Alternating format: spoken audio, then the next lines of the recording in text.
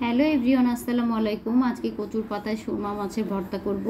দেখুন আমি কিভাবে করি। প্রথমে একটা প্লেটের মধ্যে আমি অনেকগুলো পেঁয়াজ কুচি নিয়ে নিয়েছি, তারপরে একটু আদা বাটা, জিরা বাটা, রসুন বাটা, শুকনো মরিচের গুঁড়া, লবণ, হলুদ, লেবুর রস, সয়া সস আর দিলাম সরিষার তেল দিয়ে সুন্দরভাবে মেখে মাছগুলোকে আগে থেকে লবণ হলুদ মাখিয়ে রেখেছিলাম। সুন্দরভাবে মশলার সাথে আমি একে একে ভালোভাবে কষিয়ে মিশিয়ে নিলাম। তারপরে একটা ফ্রাই প্যানের নিচে একটু পানি দিয়ে কচুর পাতাগুলো সুন্দর করে বিছিয়ে দিলাম। বিছিয়ে দেওয়ার পরে একটু লবণ দিলাম, একটু হলুদ দিলাম, দিয়ে আমি সুন্দর করে মাছগুলোকে বসিয়ে দিলাম। একটা একটা করে ভালোভাবে মাছগুলোকে বিছিয়ে দেওয়ার পরে যতটুকু মশলা অবশিষ্ট ছিল সেই মশলাগুলো আমি মাছের উপর দিয়ে দিলাম।